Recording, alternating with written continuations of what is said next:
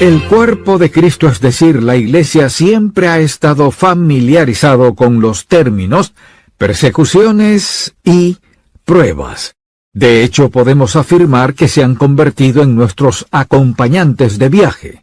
Si abrimos nuestra Biblia en el libro de los Hechos, nos daremos cuenta que desde el comienzo de la Iglesia, desde que se efectuó el primer milagro, comenzó la persecución para los que creen en Cristo. Si leemos este libro de Hechos, hallaremos relatos de persecuciones desde el principio hasta el final. Y lo mismo ocurre cuando estudiamos la historia de los primeros 300 años del cristianismo, pues el Imperio Romano dedicó sus recursos para tratar de exterminar a los creyentes. Todo eso es lo que nos hace ver la persecución como una parte natural de la vida del cristiano. Pero en el capítulo 24 del Evangelio de Mateo leemos sobre otra clase de persecución diferente a la que hemos enfrentado hasta hoy.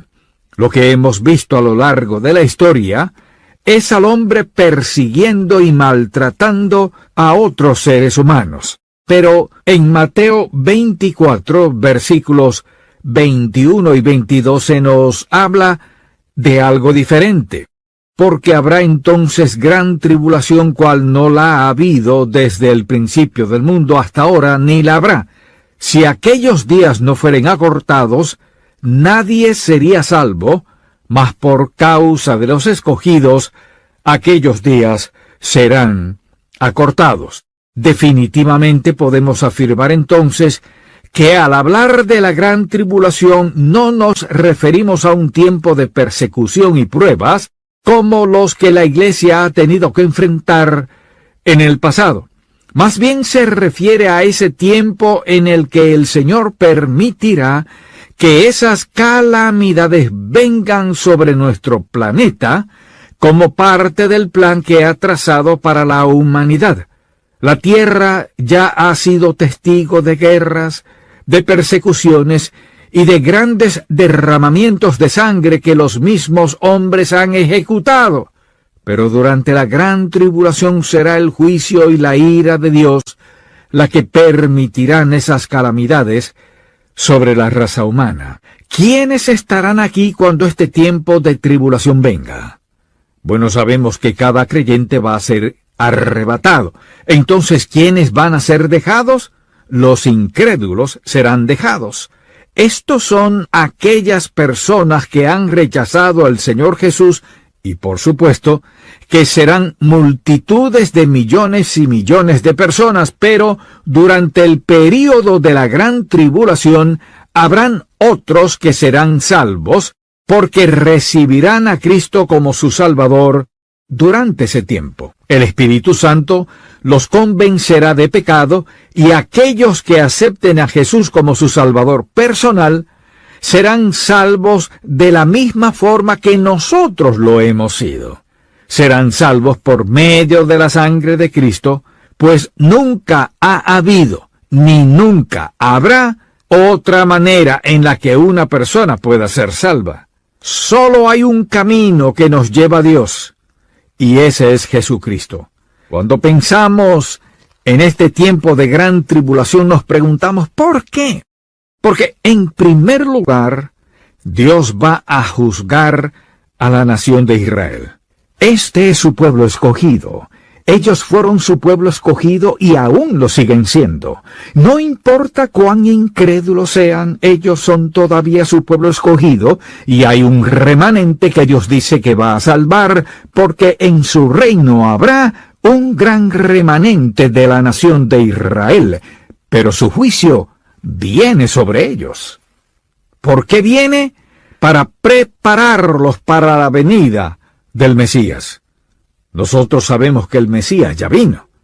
Cuando el Señor Jesucristo vino a la tierra, lo hizo como el Mesías. Juan capítulo 1, versículo 11 dice, a lo suyo vino y los suyos no le recibieron. ¿Quiénes eran ellos? Los judíos. Y dice el versículo 12, mas a todos los que le recibieron, A los que creen en su nombre, les dio potestad de ser hechos hijos de Dios. Así que vino en primer lugar, y ante todo, a la nación de Israel. Nosotros hemos recibido al Señor Jesucristo como nuestro Salvador personal. La Iglesia se estableció como el cuerpo de Cristo. Es por eso que en todas las profecías del Antiguo Testamento no hay ninguna profecía de la era de la Iglesia, es decir, sobre la etapa entre las profecías del Antiguo Testamento y el juicio de Dios. Usted no ve la era de la Iglesia. Esta es la era de la gracia, cuando Dios ha escogido salvar a los gentiles. Y por lo tanto, en primer lugar, viene para preparar a la nación de Israel para la venida del Mesías. En segundo lugar, el juicio de Dios vendrá para los gentiles. Ahora piensen esto.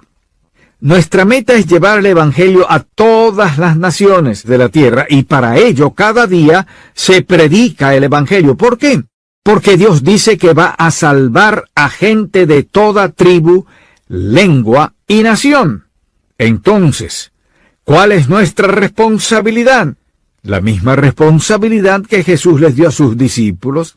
Leamos lo que dijo en Mateo 28, versículos 19 y 20.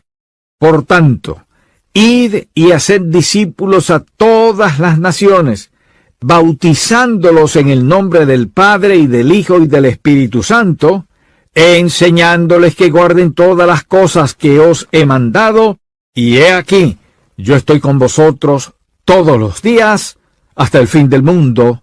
Amén. Nuestra misión es hacer que el mensaje de la redención de Cristo llegue al corazón y al alma de cada ser humano que vive en este planeta. Y cualquier iglesia que no esté involucrada en el evangelismo y las misiones ha perdido todo su propósito para existir. Cueste lo que cueste. La responsabilidad de la iglesia es predicar el evangelio. ¿Sabe por qué usted es salvo? Porque alguien que lo amaba se tomó el tiempo. Alguien que creía y confiaba dejó sus propios intereses a un lado para contarle a usted cómo podía conocer a Jesucristo como su Salvador. Del mismo modo que el juicio de Dios viene sobre los gentiles, también vendrá sobre Satanás. Vendrá para juzgar la obra de Satanás en este mundo. La Biblia dice que Satanás se llama a sí mismo el Dios de este siglo, pero hay un solo Dios que es Jehová Dios, Elohim, absoluto en fidelidad, infinito en poder. Solo hay un Dios verdadero. Satanás, quien decidió y trató de ser igual a Dios, fue expulsado del cielo y está actuando en esta tierra como si fuera Dios y tratando de ser Dios. Y de vez en cuando usted mira a su alrededor y se pregunta, ¿quién está ganando? ¿Está ganando Jehová o está ganando Satanás? Amable oyente, Jehová ya ha ganado. Eso ni siquiera se cuestiona. Satanás está haciendo estragos y acosando al pueblo de Dios y hace todo lo posible para destruir todo lo relacionado con Dios. Pero el juicio de Dios viene sobre Satanás. Así que lo que tenemos que preguntarnos es lo siguiente: ¿cuáles van a ser las condiciones? Es decir, ¿cómo va a ser el período de la tribulación? Piense en esto por un momento. Digamos que usted se levanta en la mañana y comienza a hacer su rutina diaria, y que repentinamente sonara la trompeta, los muertos en Cristo resucitaran primero, y luego nosotros, los que vivimos, fuéramos arrebatados para estar con Él en las nubes, para estar siempre con el Señor. Él dice que eso pasará en un abrir y cerrar de ojos, más rápido de lo que usted puede pestañear. Así que no habrá previo aviso. En ese momento no habrá tiempo para arreglar nuestros asuntos con Dios. Es por eso que les digo que es mejor estar preparados para su segunda venida y no pensar que en el último momento se podrá tomar una decisión por el Señor. Jesucristo regresará de manera inesperada, y los creyentes serán llevados con él. Todos los canales de la televisión, la radio, la prensa y los demás medios de comunicación solo hablarán de ese suceso durante varios días. Solo aquellos que no han aceptado a Cristo como su Salvador quedarán en este mundo y estarán tan ciegos que no podrán darse cuenta de lo que ha sucedido. ¿Qué efecto causará ese evento? Habrá un gran caos y mucha confusión, crimen y violencia como consecuencia del arrebatamiento de la iglesia. Todas las naciones tendrán que tomar medidas y en muchos aspectos podríamos decir que el mundo se detendrá hasta que venga aquel que prometerá arreglarlo todo. Serán entonces estos eventos los que prepararán el camino para el anticristo, pues éste promoverá orden y paz, y el mundo estará ansioso de recibir sus promesas. ¿Acaso no es eso lo que todos los grandes dictadores han prometido? Han prometido orden, paz y satisfacer las necesidades de todos los que los apoyen. Y el anticristo hará lo mismo. Es muy probable que para ese tiempo el anticristo ya tenga una posición de prominencia y poder, y cuando este caos venga sobre el mundo, alguien tendrá que dar el paso al frente para convencer a todas las naciones que podrán restaurar el orden y la prosperidad que tanto anhelarán. Entonces el anticristo les prometerá darles todo aquello que necesitan si le ceden el control mundial. Ahora bien, ¿cómo será esa persona? Si leemos el libro de Daniel, hallaremos una descripción de ese hombre y también nos daremos cuenta que nos habla de los tiempos y de lo que sucederá durante esa época. Escuchen lo que declara Daniel 11, versículos 36 al 39.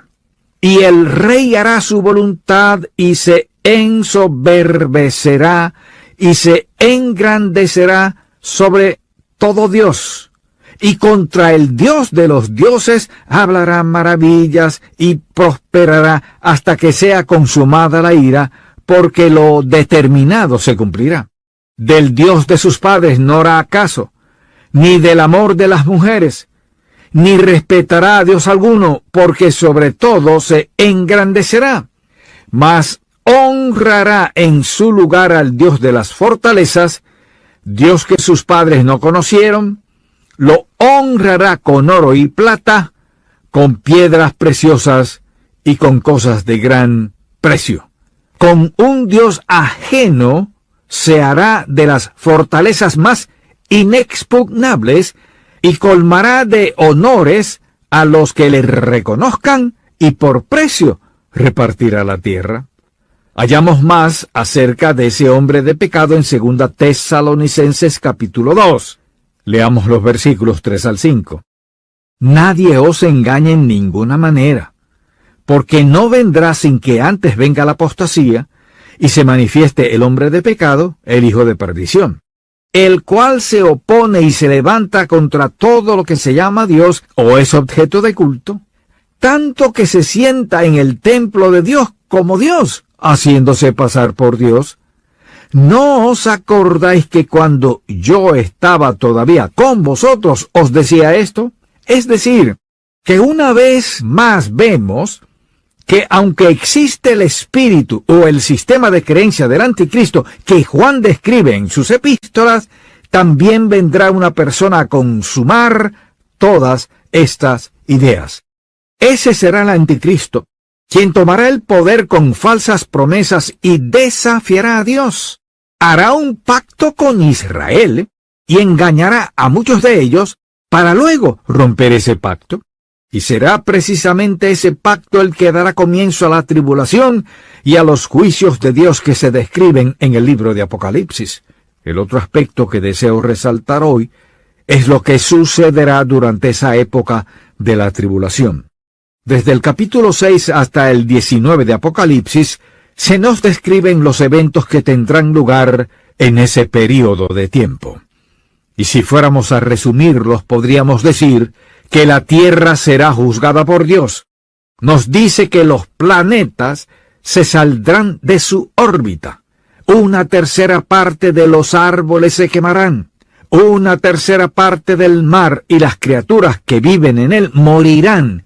Y nada quedará sin ser destruido en esa área del mar.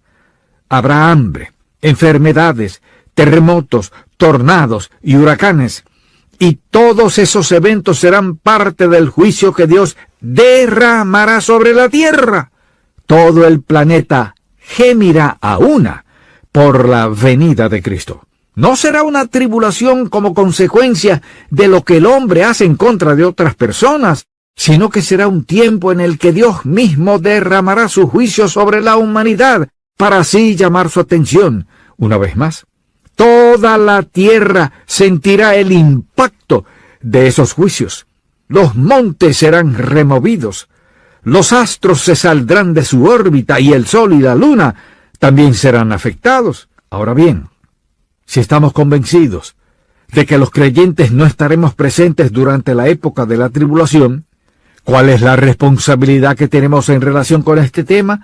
¿Será que solo hemos sido llamados para adorar al Señor y disfrutar de la vida que nos ha dado? Por supuesto que no.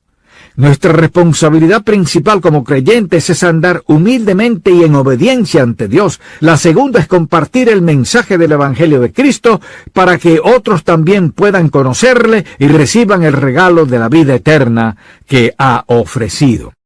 Así que, la comisión que hemos recibido del Señor es clara y específica. Nos ha llamado para que marchemos con su ejército de salvación mientras compartimos su mensaje a las demás personas de este mundo. En ocasiones tendremos que pagar el precio de hacer aquello que Dios nos ha encomendado, pero vale la pena ser parte del ejército del Señor. Y debemos reconocer que estamos en el medio de una batalla espiritual, donde dos reinos pelean por las almas de los seres humanos. Y es el mensaje del Evangelio el que hará la diferencia, pues aquellos que reciban y acepten a Jesucristo como su Salvador personal serán redimidos y vendrán a ser parte del reino de Dios. ¿Qué significado tiene este mensaje para aquellos que no son creyentes? Si usted que me escucha aún no ha recibido a Jesucristo como su Salvador, para el momento en el que éste regrese, estará en un grave problema. Ya he escuchado suficiente en este sermón como para no confiar en Jesucristo para salvación. Y es por eso que le suplico que dé ese paso de fe y le pida que perdone sus faltas y pecados. Reconozca que el sacrificio de Cristo en la cruz ha sido suficiente para cubrir la deuda que tenía como consecuencia de sus pecados. Esa es una decisión que solo usted puede tomar y que no debe estar basada en sentimentalismo, sino en una profesión de fe real. Oremos. Padre, te amamos, te alabamos y te agradecemos por tu maravillosa gracia y por la bondad y misericordia que siempre has tenido para con nosotros. Gracias porque sabemos que nos librarás de ese tiempo de tribulación que vendrá a nuestro mundo. Te suplico que aquellos que escuchen este mensaje y que aún no han tomado una decisión de fe en Cristo puedan hacerlo hoy. Permite que no solo reciban a Jesús como su Salvador personal, sino que también decidan servirle e invertir sus vidas en tu obra. Todo esto te lo pedimos en